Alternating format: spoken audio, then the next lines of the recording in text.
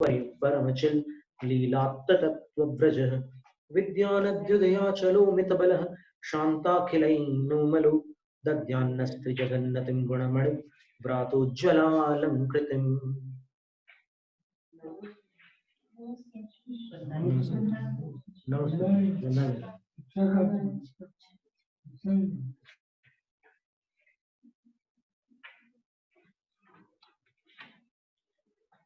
षट आवश्यकों का वर्णन।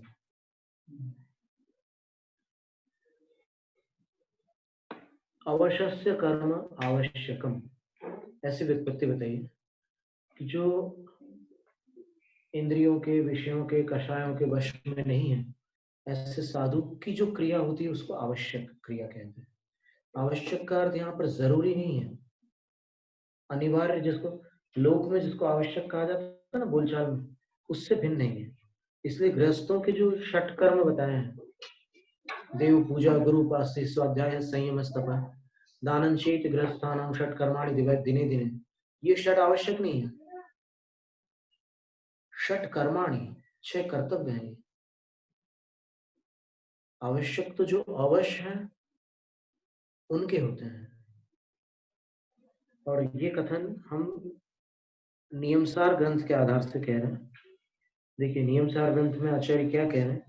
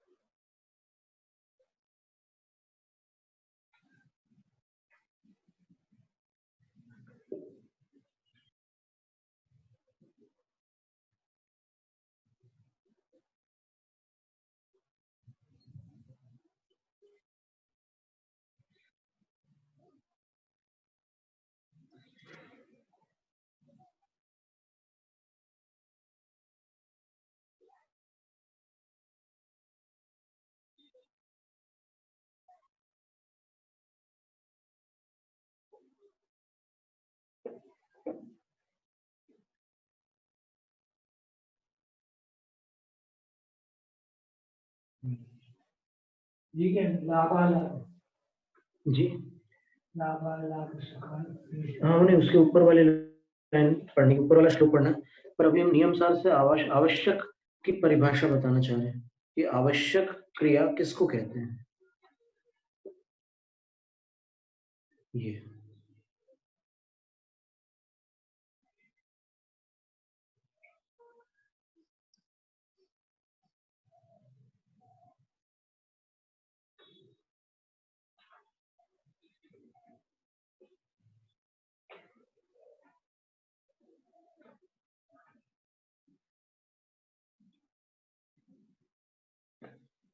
निश्चय परमावश्यक अधिकार नियमसार का 11वां अधिकार है, गाथा क्रमांक 141 है।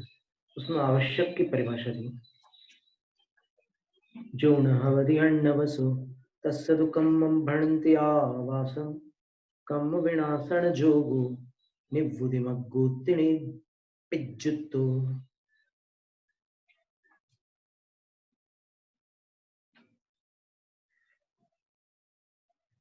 जो अन्य के वश नहीं होता उसके कर्म आवश्यक कहलाते हैं। कर्म विनाश करने वाला योग निर्वृत्ति मार्ग है, ऐसा प्ररूपित है। गाथार्थी हुआ कि जो दूसरों के वश में नहीं है वह अवश है, उसका कार्य आवश्यक कहलाता है। अवश का कार्य आवश्यक कहलाता है। यह आवश्यक ही कर्मों का नाश करने में समर्थ मोक्ष का मार्ग है, ऐसा कहा गया है। यानी मुनियों की जो 28 मूल गुण हैं, उन 28 मूल गुणों में जो 6 आवश्यक है, उस वही वास्तव में मोक्ष का मार्ग, ऐसा कहते हैं।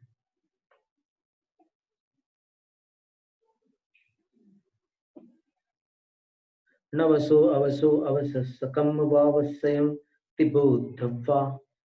जो वश में नहीं है वो अवश्य है, और अवश्य का जो कर्म है वो आवश्यक है, ऐसा जानना।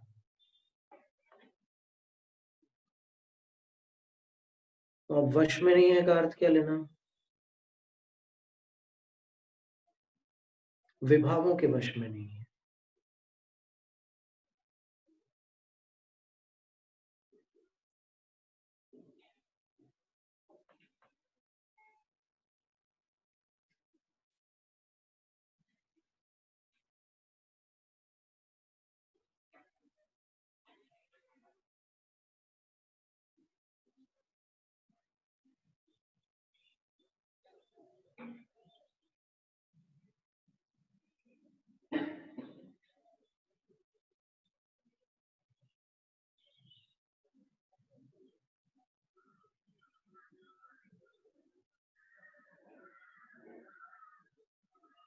निश्चय आवश्यक तो शुद्धोपयोग को ही कहा।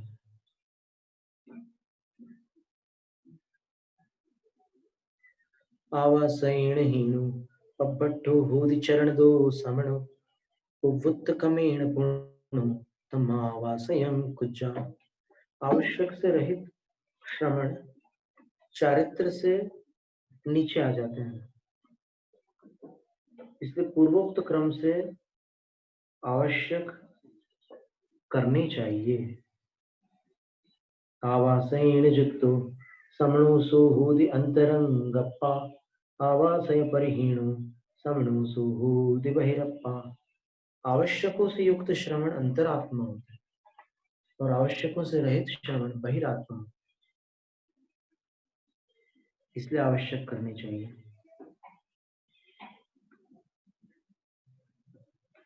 अंतर बाहिर जप्पे जो वट्टई सो हवे बहिरप्पा जप्पे सुजूण भट्टई सो उच्चई अंतरंगप्पा।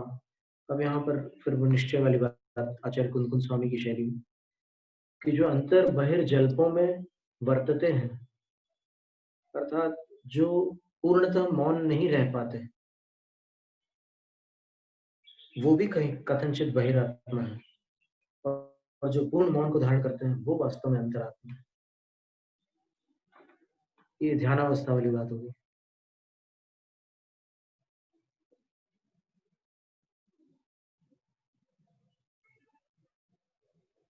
तो वही बिल्कुल इसके बाद वाली गाथा में वही लिखा, जो धम्म सुख झाड़ में परिण दो सोवे अंतरंगप्पा झाड़ विहीणो समणु बहिरप्पा इति विजानी ही। जो धर्म और शुक्ल ध्यान में परिणत है वे ही अंतरात्मा है, और ध्यान रहित श्रवण बहिरात्मा है, ऐसा जानो। तो ये उस विवक्षा से करते हैं। अब आप वो सम्यक दृष्टि और मिथ्या दृष्टि वाले अंतरात्मा बहिरात्मा को मत ले लेना यहाँ। बाह्य संपर्क वाले बहिरात्मा, संपर्क रहित जो है, ध्यानस्थ जो है, वो अंतरात्मा, यही अभिप्राय है। तो अब यहाँ पर उन आवश्यकों तक पहुंचने के लिए, उस शुद्धोपयोग रूप परम समाधि रूप जो आवश्यक है, वहां तक जाने के लिए उसको अभेद रत्नत्रय कहते हैं। इन 6 आवश्यकों की अनिवार्यता होती है। ये आवश्यक आवश्यक होते हैं। प्रथम आवश्यक शब्द का अर्थ अवश्य क्रिया था और द्वितीय आवश्यक शब्द का अर्थ अनिवार्य था। तो मुनियों के लिए आवश्यक आवश्यक होते हैं रत्नत्रय की स्थिरता के लिए। आवश्यक क्रिया षट्कम समतास्तव बंधनम सप्रतिक्रमणम प्रत्याख्यानम काय विसर्जनम। आवश्यक क्रियाएं 6 हैं। समता यानी सामायिक, स्तव यानी 24 भगवान की स्तुति, वंदना यानी जिन वंदना, श्रुत वंदना, गुरु वंदना, क्षेत्र वंदना, अनेक प्रकार की वंदना, और प्रतिक्रमण, प्रत्याख्यान, और काय विसर्जन यानी कायोत्सर्ग, ये 6 आवश्यक है। लाभालाभ सुख क्लेश प्रमुखे समता मति, स्वायत्त कर्ण स्वांत ज्ञानिनः समता मता।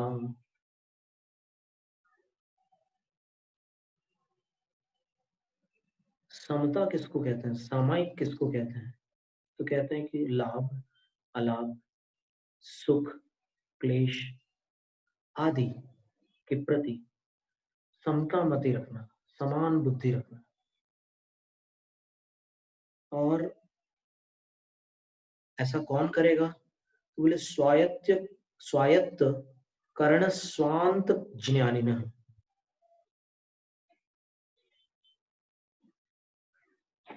स्वायत्त अपने अधीन कर लिया है कर्ण और स्वांत को जिन्होंने, ऐसे ज्ञानी। कर्ण का अर्थ इंद्रिय होता है, 5 इंद्रियों को कर्ण कहते हैं, और स्वांत का अर्थ मन होता है।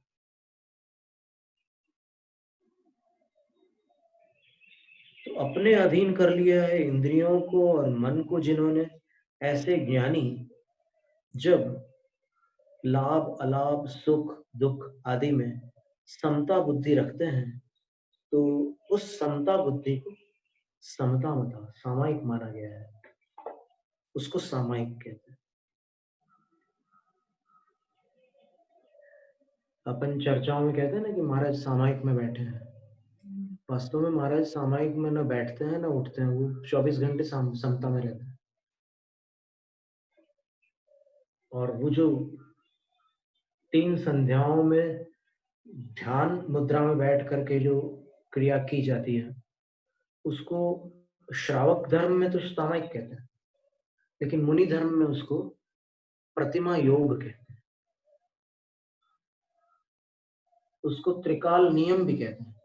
नियम सार की 144वीं गाथा की टीका में त्रिकाल नियम की चर्चा है। 24 घंटे में मुनि की 11 क्रियाएं बताई, मूलाचार में 13 क्रियाएं अलग भी बताई है। तो वो जो 11 क्रियाएं हैं, उन 11 क्रियाओं में त्रिकाल नियम नाम की क्रिया भी होती है। और त्रिकाल नियम जो होता है 3 कालों में, यानी प्रातः, मध्याह्न और सायंकाल में प्रतिमा योग धारण करना। तो प्रतिमा योग धारण करना भी साधु के लिए उनके नियम के अंतर्गत एक क्रिया होती है। उसको बोलचाल में भी, प्रसिद्धि में, ऐसे प्रचलन में सामायिक ही कहते हैं। क्या कर रहे हैं महाराज? अरे अंदर है, सामायिक कर रहे हैं। वो वास्तव में प्रतिमा योग है। तो अगर मान लो अपने मुंह से निकल भी जाए ऐसा, तो अभिप्राय में अपन ये बात स्मरण में रखें कि आगम के अनुसार तो वो 3 बार सामायिक में नहीं बैठे हैं। सामायिक तो उनके बैठे या उठे जब भी देखोगे आप, उनकी सामायिक तो रहेंगी, लेकिन वो जो त्रिकाल में कर रहे हैं वो प्रतिमा योग है। फिर और भी इस विषय में और भी वर्णन है, आगे अपन देखेंगे। तो ये समता बुद्धि का नाम सामायिक है। फिर दूसरा क्या है? कृत्वा गुण गणोत्कीर्तिर नाम व्युत्पत्ति पूजनम वृषवादि जिनाधीशस स्तवनम मतम। गुण गणोत्कीर्ति नाम व्युत्पत्ति पूजनम कृत्वा। कृत्वा गुण गणोत्कीर्ति नाम व्युत्पत्ति पूजनम। आचार्य वीरनंदी सिद्धांत चक्रवर्ती कह रहे हैं, गुण गणों का अर्थात जिनेन्द्र आदि के गुणों का, 24 तीर्थंकरों के गुण समूह का कीर्तन करना, ये गुण स्तुति होगी। और नाम व्युत्पत्ति करना, नामों की व्युत्पत्ति करना, यानी भगवान के जो नाम है वो नाम कैसे उत्पन्न हुए। सारे भगवंतों के जो नाम है सार्थक नाम है, कोई भी नाम ऐसे व्यर्थ नहीं है। यानी जैसे अभी लौकिक जनों में जो नाम रखे जाते हैं, कई बार उससे विपरीत उनकी चर्या होती है। अशोक नाम है, हमेशा चेहरे पर शोक छाया रहता है, ऐसा होता है कई बार। हंसमुख नाम है और रोता ही रहता है दिन रात। नाम का तो नाम उल्टे रहते हैं, गोरे लाल है फिर एकदम काले हैं। तो ये नाम निक्षेप जो नाम मात्र के लिए नहीं है, जिनेंद्र भगवान जो है उनके लिए लिखा है अनवर्थ संज्ञा। वो अनवर्थ अर्थ का अनुकरण करने वाली संज्ञा होती है उनकी, जिनेंद्रों की। तो जैसे वृषभ शब्द है, तो वृषेण भाति इति वृषभ, ये चर्चा पहले हुई थी, फिर भी अभी प्रसंग है तो फिर पुनः अपन इसका स्मरण कर लेते हैं। जो वृक्ष यानी धर्म से भांति शोभित होते हैं वो वृषभ है। फिर अजित न जित केनापि बाह्यांतरंग शत्रुणा इति अजित, जो किसी से पराजित नहीं हुए वो अजित है।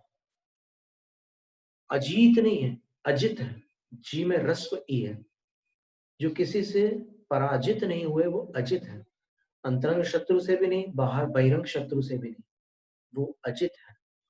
फिर शंभव, अपन बहुत से लोग संभव बोलते हैं, वास्तव में शंभव तालव्य श है और उसका अर्थ होता है शम आनंद, भवत्यस्मादसौ शंभव, जिनसे आनंद होता है, सब प्राणियों को जिनसे आनंद प्राप्त होता है वो शंभव है। भव का अर्थ होता है उत्पन्न होना, आनंद जिनसे उत्पन्न हो वो शंभव कहलाता है। फिर अभिनंदन, अभित नंद नंदति इति अभिनंदन, जो दोनों ओर से अंतरंग और बहिरंग से नंदति समृद्धि प्राप्त होती, समृद्धि को प्राप्त है, वो अभिनंदन है। सुमति सुष्टु शोभना मतिर्यस्यासौ सुमति, जिनकी मति अर्थात बुद्धि सुंदर है वो सुमति है। फिर पद्म प्रभ, पद्म प्रभ का अर्थ क्या है? पद पद्मस्य प्रभा एव प्रभा यस्य इति पद्म प्रभ, कमल की प्रभा जैसी जिनकी प्रभा है, अर्थात लाल कमल जैसे जो दिखते हैं वो पद्म प्रभ है। सार्थक नाम है सारे के सारे। फिर अब कई लोगों के नाम पद्म होते हैं लेकिन कहीं से लगते नहीं पद्म जैसे, बहुत लोग हैं जिनके नाम पद्म है। फिर सुपार्श्व, सु सुष्ठु शोभने, पार्श्वे यस्यासो सुपार्श्व, जिनके पार्श्व यानी ये जो भाग होते हैं, कंधे के नीचे वाले ये भाग जो होते हैं ये बड़े सुंदर है, वो सुपार्श्व। फिर चंद्रप्रभ, चंद्र एवं प्रभा यस्यासो चंद्रप्रभ, चंद्र जैसी जिनकी कांति प्रभा वो चंद्रप्रभ है। पुष्पदंत, पुष्पाणि इव दंतानि, दंता पुष्पाणि इव दंता यस्यासो पुष्पदंत, फूलों के समान जिनके दांत हैं वे पुष्पदंत हैं। शीतल, ऐसे सभी तीर्थंकरों की क्रमशः व्युत्पत्ति होती है। कभी हमने ऐसे पूरी करके बताई नहीं आपको, लेकिन ऐसी व्युत्पत्ति की जाती है। चतुर्विंशति स्तव में 3 बातें हैं, गुणोत्कीर्ति, नाम की व्युत्पत्ति और पूजन। और इन 3 क्रियाओं के उपरांत जो नमस्कार करके उसको संपन्न किया जाता है वो चतुर्विंशति स्तव नाम का आवश्यक है। तो इसमें प्राय करके गुण कीर्तन ही वर्तमान में चलन में है। नाम की व्युत्पत्ति सबकी जानकारी में कम है, तो भी अपन उसकी खोज करके पूरा संग्रह कर सकते हैं सभी नामों। तो यहाँ आचार्य महाराज कह रहे हैं कि गुण समूह का कीर्तन करना, नामों की व्युत्पत्ति करना, पूजन करना, वृषभादि जिनाधीश स्तवन, वृषभादि जो जिनों के अधीश तीर्थंकर है उनका स्तवन करना, ये स्तवनम मतलब स्तव नाम का आवश्यक माना गया है। तो इसमें जो है पूजन कैसे करेंगे साधु, क्योंकि साधु पूजन करें या ना करें इस विषय में 2 प्रकार के उल्लेख अपनी जानकारी में पढ़ने में आता है, तो अपन दोनों को देख लेते हैं।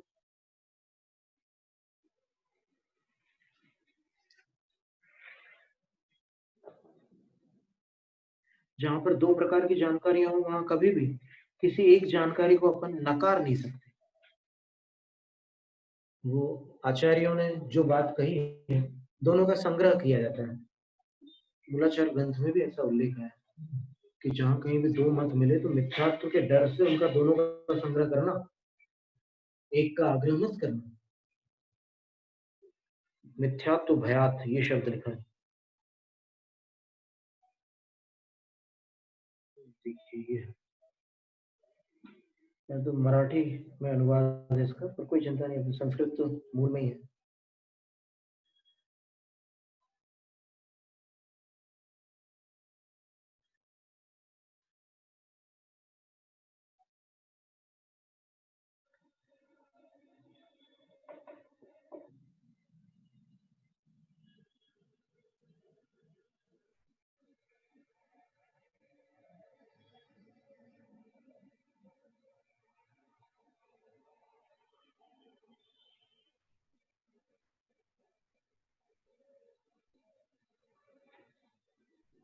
प्रभाचंद्र आचार्य कृत टीका है ये स्वयंभू सूत्र की।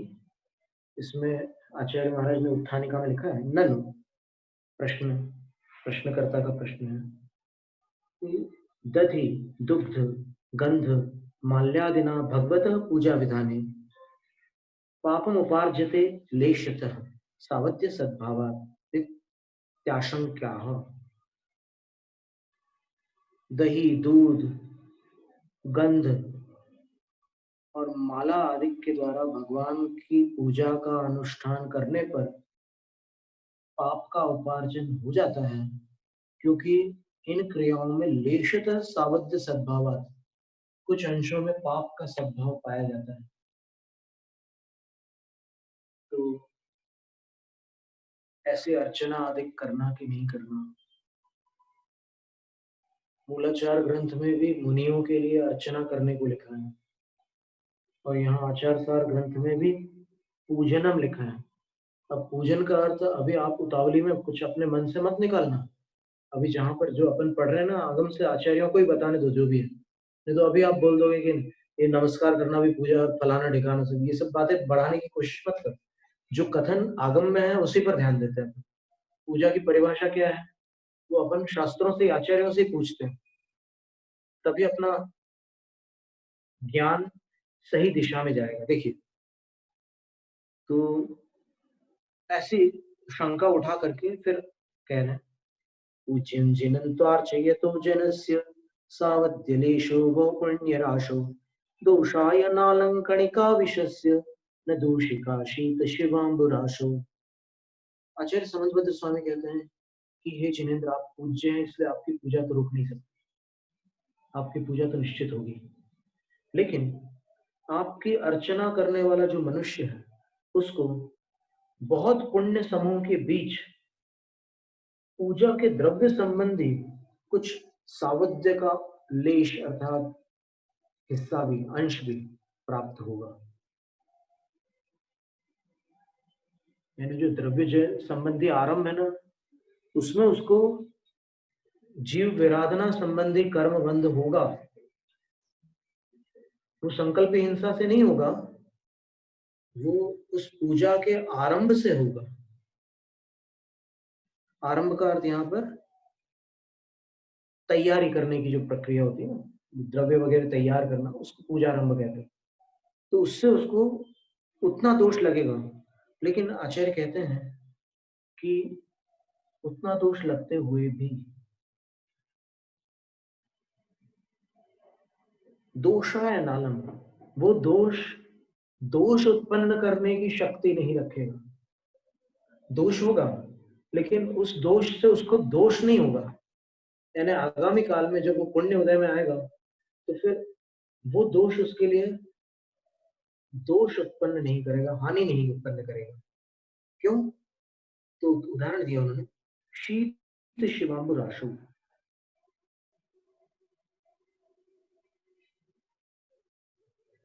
ठंडे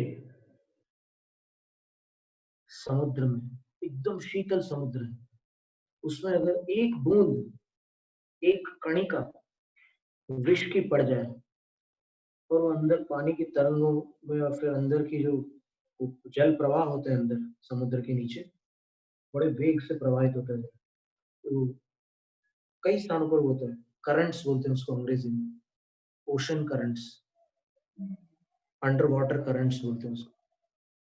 तो उसके माध्यम से अगर वो जल की एक बूंद समुद्र के पानी में फैल जाए तो आचार्य कहते हैं कि विशस्य कणिका न दूषिका। उस समुद्र का पानी पीने पर न तो कोई बीमार पड़ सकता है न कोई मर सकता है। इसलिए आप पूज्य है तो आपकी तो पूजा होगी, और पूजा की जो प्रक्रिया है उसी प्रक्रिया से होगी, और उस प्रक्रिया से पूजा करने पर जो द्रव्य तैयार करने की प्रक्रिया है वो पहले होगी, बाद में द्रव्य पूजा होगी, पहले द्रव्य तैयार होगी। द्रव्य पूजा का अर्थ जो प्रचलन में है वो थोड़ा अलग है।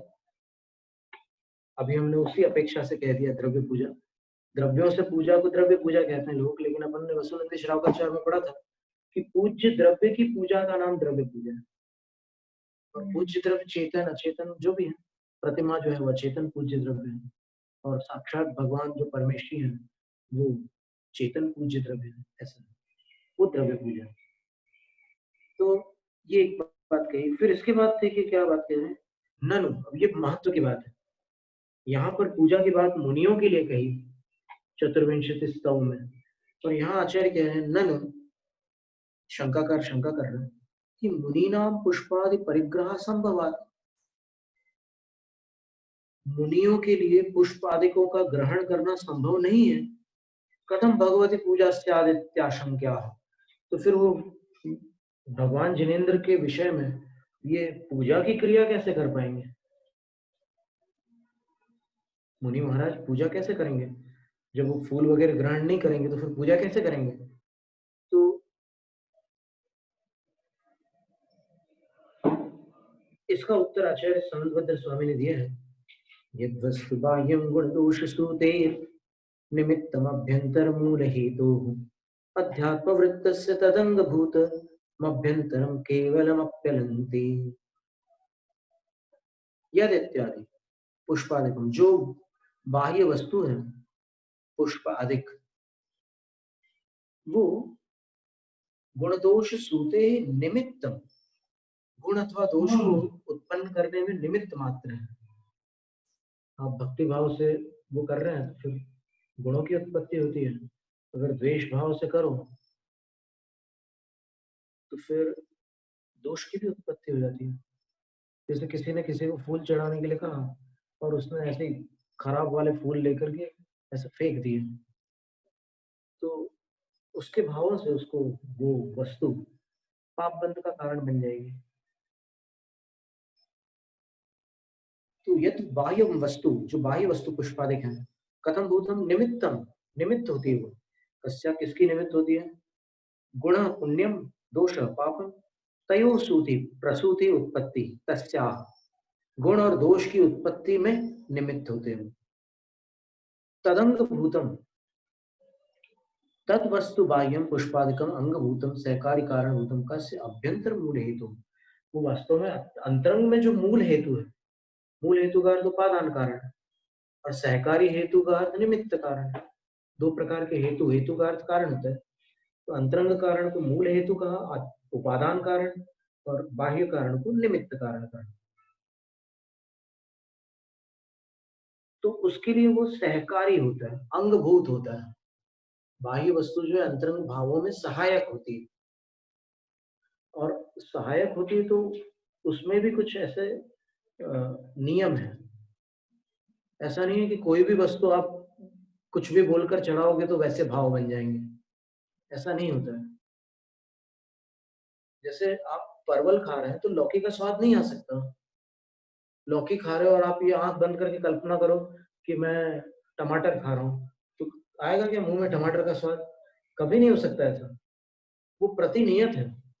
अनादिकाल से जीवों को जो संस्कार पड़े हैं संसार में, तो जिस वस्तु को शास्त्रों में प्रतिपादित किया है, भगवान की पूजा के योग्य द्रव्य बताया उसको, तो उसको अर्पित करते समय ही वैसे भाव आएंगे। अन्य किसी वस्तु को अर्पित करते समय वैसे भाव नहीं आएंगे। तो भावों में सहायक है ऐसा लिखा है इसमें। वो जो बाह्य वस्तु है ना, वो भावों में सहायक है। तद अंग भूतम, जो अंतरंग हेतु है उसमें अंगभूत है, अर्थात सहायक कारण है। और अस्य अध्यात्म वृत्तस्य आत्मनि अधिवृत्तम वर्तनम शुभाशुभ परिणाम लक्षणम यस्य अनेन भक्ति लक्षण शुभ परिणाम हीनस्य पूजादिकम न पुण्य कारण इत्युक्तम भवति। लेकिन वो अंतरंग में जिसके भक्ति होगी उसी के लिए वो बाह्य द्रव्य पुण्य का कारण बन सकता है, और जिनके अंदर भक्ति नहीं है, केवल बाह्य द्रव्य से वो सब जो कुछ भी कर रहे हैं, वो उनके लिए पुण्य का कारण नहीं है।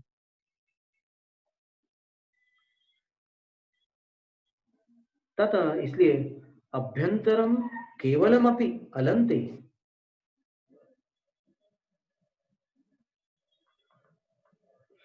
केवलम और अपि दो दो शब्द दिए हैं। तो अंतरंग भाव अगर भक्ति रूप हो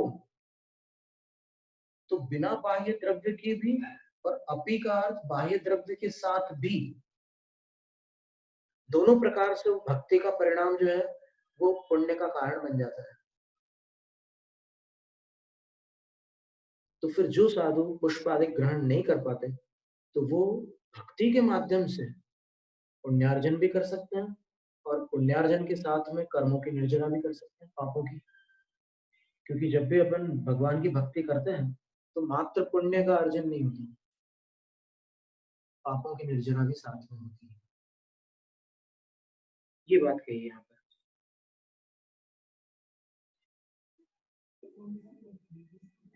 वासुपुज भगवान की स्तुति में ये बात लिखी हुई है। अब यहाँ पर जो बात कही है आचार्य वीरनंदी सिद्धांत चक्रवर्ती और आचार्य वसुनंदी सिद्धांत चक्रवर्ती, इन दोनों आचार्यों ने लिखा है कि मुनि महाराज भी देखो अपने द्रव्य खुद तो तैयार नहीं कर सकते हैं,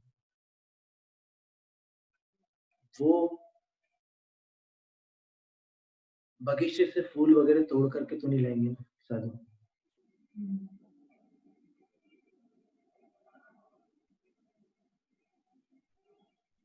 तो द्रव्य पूजा कैसे करेंगे उसका समाधान इसमें दिया हुआ कि साधु भी द्रव्य पूजा कर सकते हैं। कैसे कर सकते हैं तो देखिए, ये मूलाचार ग्रंथ की 24वीं गाथा है, पृष्ठ क्रमांक 30 है, भारतीय ज्ञानपीठ से प्रकाशित मूलाचार पूर्वार्ध। अब इसमें देखिए आप क्या लिखा है, उस हादि जिणवराणम ऋणामणिरुत्तिम गुणाणुकित्तिंच काउण अच्छिदूणय तिशुद्ध पणमोथवोणियो। ये बहुत सारी ऐसी ऐसी जानकारियां हैं जो अभी जन सामान्य के पास नहीं है। अपने स्वाध्याय में कई जानकारियां निकल रही है, तो इन जानकारियों को अपने हृदय में भरते जाना है, और जब अपना ज्ञान परिपक्व होगा तो अपने अंदर गंभीरता आएगी, अपने अंदर जो अधजल गगरी छलकत जावे, थोड़ा ज्ञान और फिर ज्यादा तूफान, ये स्थिति नहीं रहेगी। अपन शांत चित्त रहना सीख जाएंगे। जैसे कल कथा निकली थी ना, और वो पूर्वाचार्य प्रणीत ग्रंथ की कथा थी। वो ग्रंथ भी हमारे पास कन्नड़ में अभी है। हमारे सौभाग्य से यहीं दक्षिण कर्नाटक में हमें शास्त्र दान में उन्होंने वो ग्रंथ भेंट किया, वट्टाराधने। तो उसमें वो कथा है जी। हाँ वो अलग है। वट्टाराधने में 19 उपसर्ग परिषद विजेताओं की कथा है, कल बताया था ना। भगवती आराधना में तो पूरा विस्तार से 3 कालों की कथा है। आत्म संस्कार काल, वट्टाराधना का तो कन्नड़ी भाषा में, कोई अनुवाद है नहीं उसके, हमारे पास कन्नड़ नहीं है। ये जो हमने लिखा है ना, ये तो हमने वो जब हिंदी करते थे, वो जब इंग्लिश में अनुवाद करते थे तो उसको हमने लिख लिया हिंदी में, ऐसे लिख लिया, और जितना बना उतना लिख लिया हमने। तो उसमें कल एक बात निकली थी, कई लोगों का ध्यान गया हो, शायद ना भी गया हो। कि देवी ने मुनि की वैयावृत्ति की, ये आपको याद है? कल चर्चा आई थी। तो बहुत से आग्रहियों के मन में संकल्प विकल्प निश्चित उत्पन्न होगा कि ये बात कैसे हो सकती है, पता नहीं कोई भट्टारक ने तो नहीं लिख दिया ऐसा।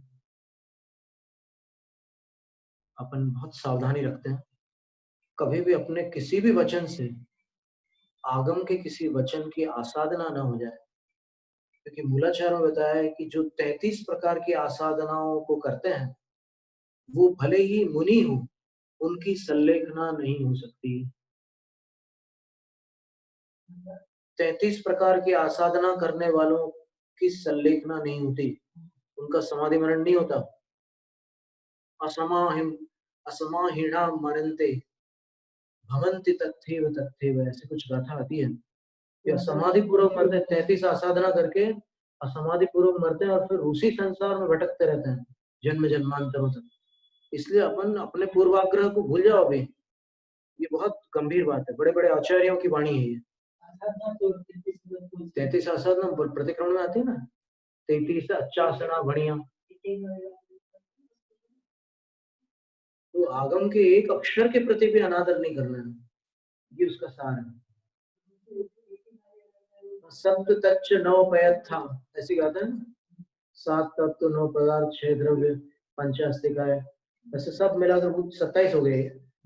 ऐसे और भी मिला लो तो उनको सबको मिलाकर 33 की संख्या होती है, और इन 33 में से किसी की भी अगर आसाधना करते हैं तो संलेखना नष्ट हो जाती है। तो अभी पहले समझो बात को, है ना। अभी अपन एकदम शुरू से पढ़ रहे हैं आचार साहब, ये मुनियों का आचार ग्रंथ है, और साथ में अपने पास मूलाचार भी खुला हुआ है। तो उसमें अगर ये लिखा है कि देवी ने वैयावृत्ति की थी, तो देवी ने वैयावृत्ति की थी और वो मोक्ष गए थे, ये भी याद रखना।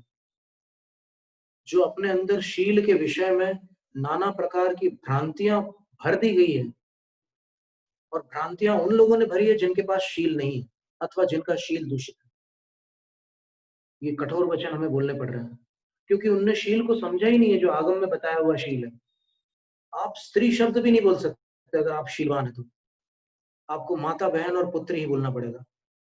क्षमा सागर महर्षि ने ये बात हमें सिखाई थी। सन 88 में हमारे 10 महीने उनके प्रशिक्षण में निकले थे, और पूज्य योग सागर महाराज जी भी हमारे शिक्षा गुरु थे। तो क्षमा सागर महाराज जी ने बोला कि स्त्री और नारी शब्द का प्रयोग नहीं करना अपने को। आप देखो मूलाचार ग्रंथ में क्या लिखा है, ब्रह्मचर्य महाव्रत में, माधु सुधा भगनी वय दट्ठूण इत्थित्यं च परिरूपम इत्थि कहादिनियति तिलोय पूज्यम हवदि बम्बम। ये महाराज ने सिखाया हमें। आचार्य ने तो वहां पर वाचना की थी नैनागिर में, लेकिन महाराज जी ने हमें प्रैक्टिकल सिखाया कि नहीं, प्रयोग में भी ऐसे शब्द नहीं बोलना। कोई स्त्री कैसे, अपनी माँ को कोई स्त्री बोलता है क्या? अपनी बहन को कोई स्त्री बोलता है? अपनी बेटी को स्त्री बोलता है क्या? तो स्त्री नहीं है। जिसने ब्रह्मचर्य, जिसकी नजरों में नारी नारी है, वो काहे का ब्रह्मचारी है। तो फिर ये शील के बारे में जो भी चर्चा है बड़ी सावधानी से करनी योग्य है। इसमें नारी जाति का कथनचित क्वचित कदाचित किंचित अनादर न हो जाए, वो माता बहन और पुत्री की तुल्य है। और ये भाव अगर रहा अंदर तो फिर विकार उत्पन्न नहीं हो सकता, करुणा और आदर का भाव ही उत्पन्न होगा। ये करुणा और आदर का तो हमने अपने व्यक्तिगत जीवन में देखा है कि निर्विकार रहना हो तो करुणा और आदर की दृष्टि रखना होती है। तो उस देवी ने क्या किया, और मुनि देखो पाप कब लगता है सोचने की बात है। पहली बात तो आप ये विचार करो कि जैन सिद्धांत में पाप किसको कहा है? प्रमत्त योगात, हिंसा सभी किसी भी पाप को आप देख लो तो क्या लिखा है, प्रमत्त योगात। सबसे पहले तो प्रमत्त योग जरूरी है, यानी कषाय के आवेश पूर्वक मन वचन काय की चेष्टा होना अनिवार्य है। अगर आपके अंदर कषायों का आवेश नहीं है, आप शांत चित्त है, शुभ लेशा में स्थित है, और आपके भाव में कोई विकार नहीं है, तो फिर पाप नहीं होता, हो ही नहीं सकता।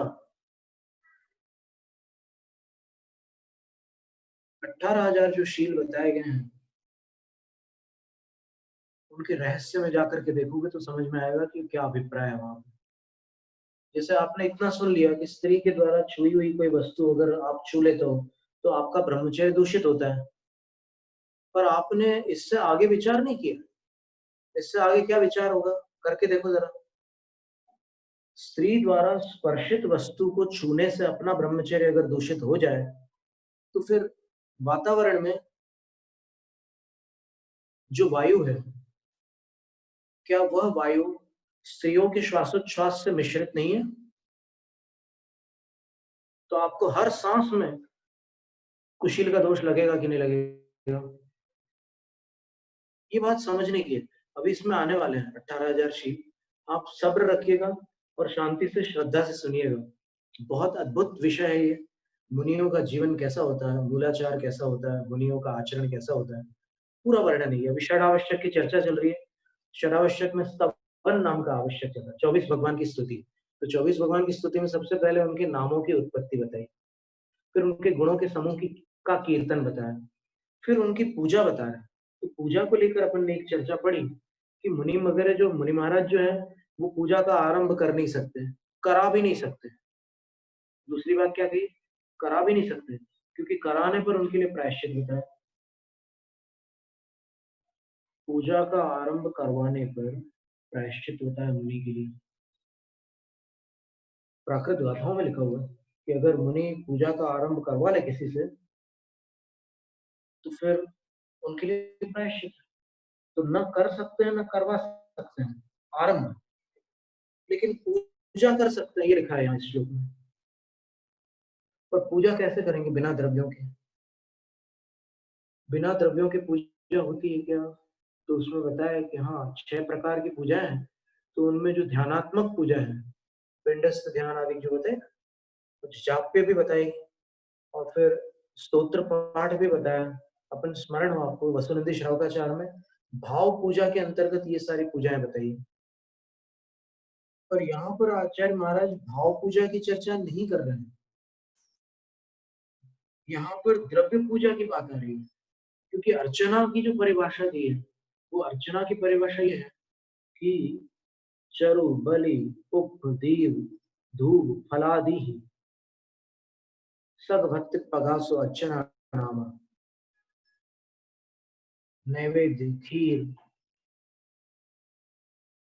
पुष्प दीप धूप फल आदि द्रव्यों के माध्यम से अपनी भक्ति को प्रकट करना अर्चना है। और पूजा की परिभाषा क्या बताई धवला की 8वीं पुस्तक में?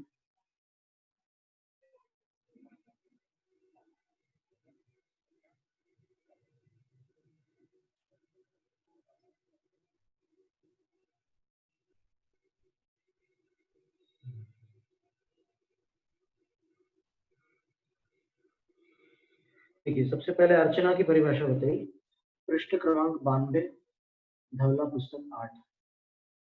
अर्चना पूजा वंदना और नमस्कार इन चारों की परिभाषा बताई। अपन करते हैं हमेशा अंचेमी पूजेमी वंदामी नमनसामी, तो चारों की परिभाषा होता है। तीर्थंकर प्रकृति के आश्रव का वर्णन है वहां पर, उसमें ये बात आई हुई है। चरु बलि पुष्प फल गंध धूप दीवादि सग भक्ति पगासो अक्षणानाम।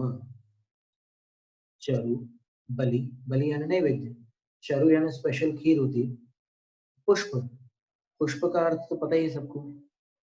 पुष्प का अर्थ यहाँ पर जिनके नाम अपन ने वसुनिधि श्रावकाचार्य में पढ़े थे, कमल केतकी केतकी कांचनार चंपक नाग चंपक आदि जो नाना प्रकार के पुष्प होते हैं वो पुष्प। और सारे पुष्पों के जो नाम थे वो सारे सुगंधित पुष्पों के ही नाम थे।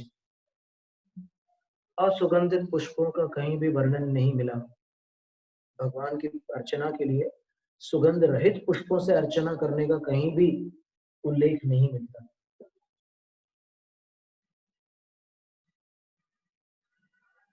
फिर पुष्प के बाद फल लिखा है, फल के बाद गंध लिखा है।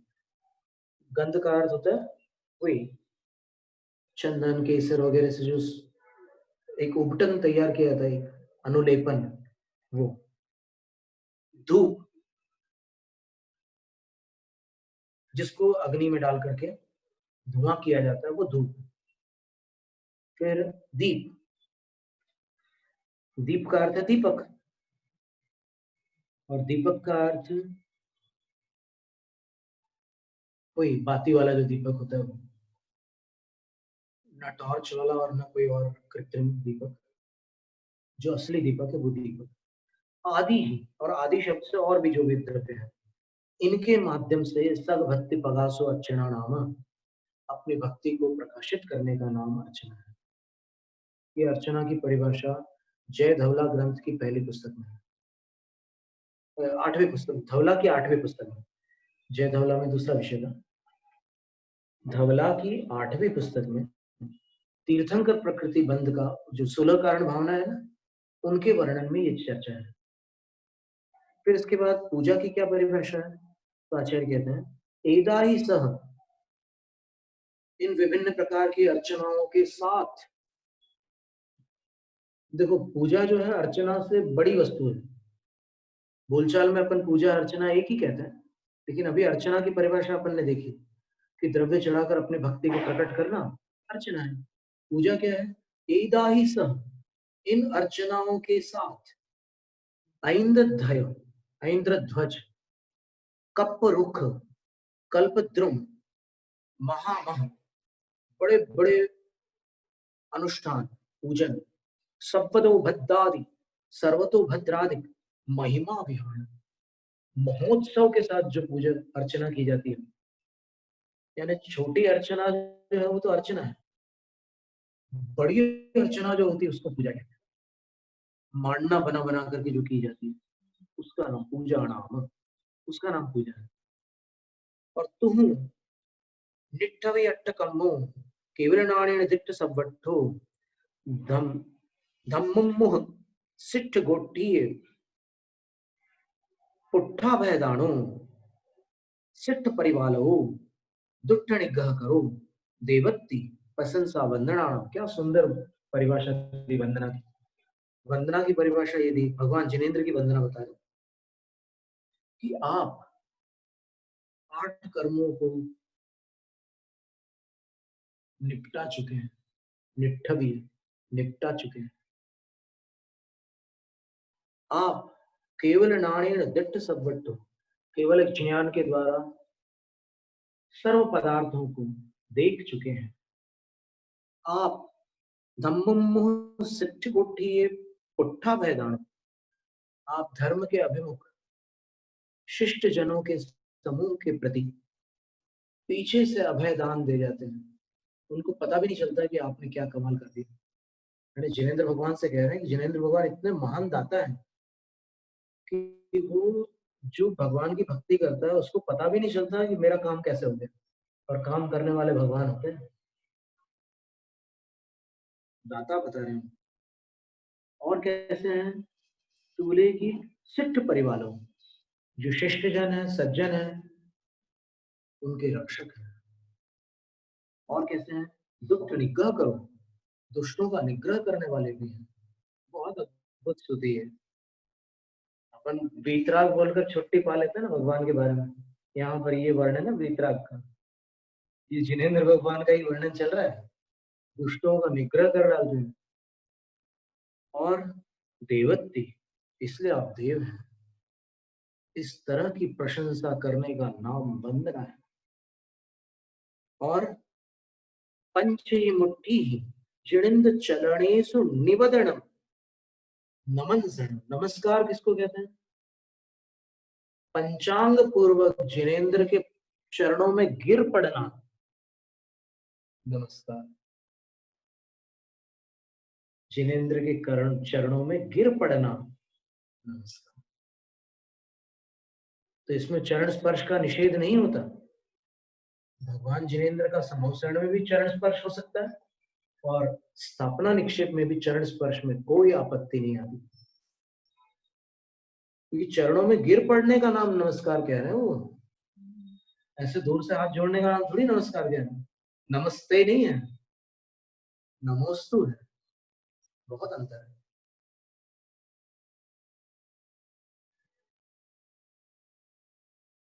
क्या सुंदर भाषा है। तो इस तरह ये जो आगम में कथन है, अब अपन देखें कि जो मूलाचार की गाथा थी स्तवन को बताने वाली, उसमें आचार्य कह रहे थे कि वृषभादिक जिनवरों के नामों की निरुक्ति, गुणों का अनुकीर्तन करके, फिर अर्चना करके मन वचन की काय की शुद्धि से प्रणाम करने का नाम चतुर्विंशति स्तव नाम का आवश्यक है। ये दूसरा आवश्यक, पहला समता सामायिक है, दूसरा चतुर्विंशति स्तव है। तो अर्चित, अर्चित्वा लिखा है, तो अर्चना करके, अर्चना कैसे करेंगे साधु? वो तो द्रव्य तैयार नहीं करेंगे, तो फिर उसकी एक उसकी प्रक्रिया बताइए। यहाँ पर आचार्य महाराज ने बड़ा सुंदर समाधान दिया है, कैसे करेंगे वो? अर्चयित्वाच, अर्चना करके। कैसे अर्चना? गंध, पुष्प, धूप, दीपादिभिः प्रासुकैः। क्या कह रहे हैं कि प्रासुक गंध, प्रासुक पुष्प, प्रासुक धूप और प्रासुक दीप आदि के द्वारा कहां से आ जाएंगे उनके पास ये सब द्रव्य? तो बोलते हैं कि आनीतई, किसी के द्वारा लाए हुए। और कौन लाएगा? श्रावक जन लाएंगे, उनके जो भक्त जन है वो लेकर के आएंगे। लेकिन प्रासुक का नियम बता रहे हैं साधु के लिए। गृहस्थ के लिए आचार्य अमृत चंद्र सूर्य ने जो लिखा है कि अष्टमी के दिन, चतुर्दशी के दिन, औषधोपवास के दिन और उसके बाद पारणा के दिन आपको जो प्रातःकालीन पूजा करनी है वो प्रासुक द्रव्यों से ही करनी है। निर्वर्त ये यथोक्तम जिन पूजा प्रासुक द्रव्य ही। तो इससे ये सूचित होता है कि जब उन्होंने दिन निश्चित कर लिए प्रासुक द्रव्यों से पूजा करने के, तो फिर ये स्पष्ट हो गया कि वे दिन प्रासुक द्रव्यों से ही पूजा करने के दिन है। अर्थात सभी दिन प्रासुक द्रव्यों से पूजा करने के दिन नहीं है, वे दिन प्रासुक द्रव्यों से पूजा करने के दिन।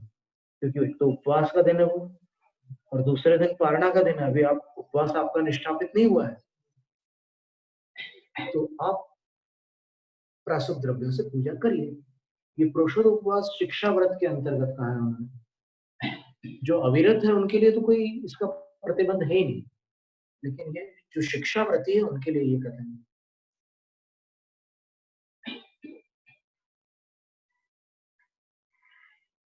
और कैसे हो वो द्रव्य?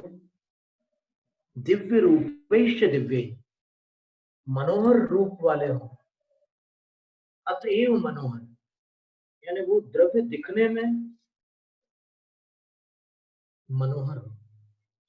जैसे फलों के विषय में कविवर पंडित दयानंद राय जी ने जो पूजा लिखी है, उसमें उन्होंने कैसे शब्दों का प्रयोग किया?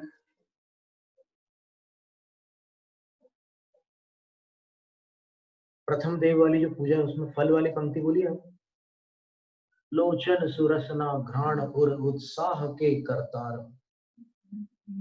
मोपेन उपमा जाय वर्णी, सकल गुण सकल फल गुण सार। क्या बात है, ये वर्णन है। कैसे द्रव्य हम अर्पित कर रहे हैं, कैसे द्रव्य चढ़ा रहे हैं भगवान को? तो प्रशंसनीय द्रव्य हो, दिव्य रूप हो जिनका, जो दिव्य अर्थात मनोहर हो, ऐसे द्रव्य। लोचन, आंखों को प्रिय लग रहे हैं। रसना, स्वाद में भी मजेदार है वो फल। और घ्राण, खुशबू भी आ रही बढ़िया, केले की, आम की, सबकी। उर यानी हृदय, और हृदय को भी उत्साह उत्पन्न कर दे, ऐसे फल है। क्या क्या फल है आज, एकदम आनंद आ जाए भक्त को। भूखे व्यक्ति को आनंद आना अलग बात है। यहाँ पर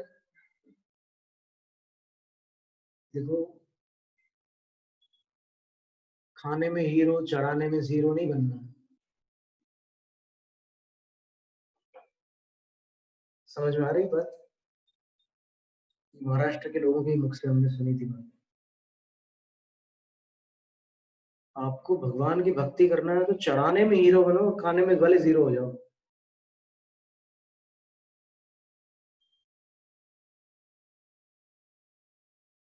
फिर कह रहे हैं कैसे वो द्रव्य?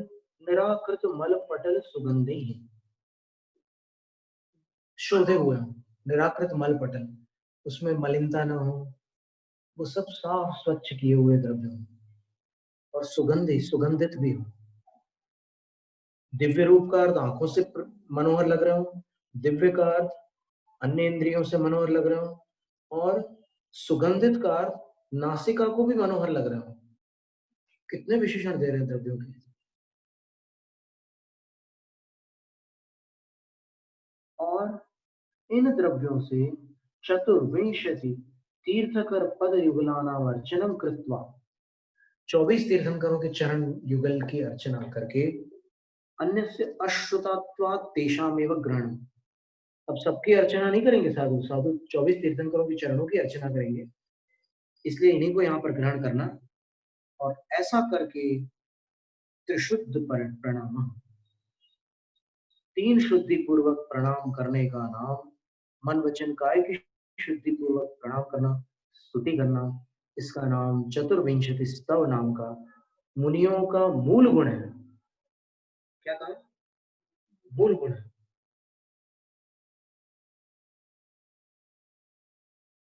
तो पूजा साधु जीवन से विरुद्ध क्रिया नहीं है। आपने देखा होगा कि कई बार साधु भी हाथ में द्रव्य लेते हैं, जब पंचकल्याण महोत्सव होता है तब लेते हैं कि नहीं द्रव्य, अंकन्यास वगैरह करने के लिए लेते हैं। बिल्कुल। और देखिए दूसरा, जब दीक्षार्थी को दीक्षा देते हैं, बिल्कुल दीक्षार्थी को जब दीक्षा देते हैं तब भी तो द्रव्य लेकर के देते हैं ना। तो द्रव्य लेना साधुओं के विरुद्ध नहीं, साधु जीवन। अब आप ऐसा समझोगे नहीं जो साधु ध्यान, साधु का काम तो ध्यान और तपस्या करना है, नहीं। यहाँ पर मूल गुणों का वर्णन चल रहा है। आप देखिए मूल गुणों में जब 24 भगवान की स्तुति करेंगे तो ठाठ से करेंगे, भव्यता के साथ करेंगे। तो ये प्रक्रिया दी उन्होंने, 24 भगवान के चरणों की अर्चना करके वो करते हैं। तो इस तरह आज अपन ने 6 आवश्यकों में से 2 आवश्यकों का वर्णन पढ़ा है। गुणैर वर्धते इति वर्धमाना, ये देखिए जो नाम निरुक्ति रूप जो स्तुति बताई है, उसमें उन्होंने, पंडित पन्नालाल साहित्याचार्य जी ने भावार्थ में बड़ा सुंदर लिखा है कि नामों की निरुक्ति कैसे की जाती है। वर्धमान शब्द है, गुणों से जो वर्धन को प्राप्त होते हैं, वृद्धि को प्राप्त होते हैं, वो वर्धमान है। और विशिष्टाम ईम लक्ष्मीम राति ददाती वीर, वीर की व्युत्पत्ति क्या है? वी, वी का अर्थ विशिष्ट, और ई का अर्थ लक्ष्मी है। जो विशिष्ट लक्ष्मी को राति ददाती देते हैं वो वीर। ऐसे एक एक नाम की बड़ी सुंदर व्युत्पत्ति होती है। पंडित जी ने हमें लिख करके दी पूरी व्युत्पत्तियां, एक बार किसी बैग में रखी हुई है, शायद गुजरात में। तो इस तरह ये स्वाध्याय आज का यहाँ तक रखते हैं अपन। मीना दीदी पूछ रहे हैं, जैनम जयतु शासन। हाँ बोलिए। प्राशुप पुष्प कैसे होते हैं? क्या? प्राशुप पुष्प कैसे होते हैं? प्राशुप पुष्प, जो पुष्प जिसमें वनस्पति के आत्म प्रदेश न हो और उसके आश्रित जीव जंतुओं को जिसमें से पृथक कर दिया गया हो, वो प्राशुप पुष्प है। प्राशुप पुष्प का अर्थ ऐसा नहीं है कि आप फूलों को सुखा लो ऊपर धूप में, वो प्राशुप पुष्प नहीं लेना है। यहाँ पर प्राशुप पुष्प का अर्थ होता है कि एक कालावधि होती है। अब एक तो ऐसा है कि जो फूल एकदम तैयार हो चुका है, गिरने की स्थिति में आ गया वहां, वो तो है ही। अभी तो निराकृत मल पटले की पढ़ाई अपन ने, बिल्कुल स्वच्छ किए हुए। तो प्राशुक का पुष्प प्राशुक कैसे करेंगे? तो बोल रहे हैं कि उसमें जीव जंतु ना हो। प्राशुक शब्द के 2 अर्थ होते हैं, उसमें अपने आत्म प्रदेश न हो, एक अर्थ। दूसरा अर्थ ये है उसके आश्रित जीव जंतु न हो। दोनों अर्थ आचार्य प्रणीत ग्रंथों में उपलब्ध होता है। तो जिस द्रव्य के लिए जो घटित होता है उसको वैसा घटित कर लेना। ये सभी स्मरण ये शुद्ध है, सभी लोग ये करते हैं। हाँ, इधर लिखा ना कि खाने में लोग 20-25 और करने में तो एक बात समझ लेना कि पुष्प जो होते हैं, अगर वनस्पति में जुड़े हुए पुष्प वहीं लगे हुए हैं पौधे में, तो ये जरूरी नहीं है कि वो सचित्त हो। मान लो वो पुष्प गिरने की स्थिति में आ चुका है, तो गिरने की स्थिति में आने से पहले ही वो जो वनस्पति के आत्म प्रदेश है वो उससे पृथक हो चुके हैं। और अगर आपने तोड़ा है उस पुष्प को, तो तोड़ने पर उसमें आत्म प्रदेश रह सकते हैं कुछ काल तक। वो सहज रूप से झड़ने की स्थिति नहीं आई उसकी, और आपने उससे पूर्व उसको वहां से पृथक कर लिया, तो उसमें आत्म प्रदेश रह सकते हैं और वो कुछ काल तक रहेंगे, उसके उपरांत नहीं रहेंगे। तो उतनी कालावधि अगर निकल चुकी है तो फिर वो पुष्प प्रासुप पुष्प माने जाते हैं, चाहे वो कमल के पुष्प हों, बेला के पुष्प हों, चमेली के पुष्प हों, चंपा के पुष्प हों, कोई भी। ठीक है। जय हिंद, जय शासन। तथा प्राणिक स्वाध्याय निष्ठापन क्रिया पूर्वाचरण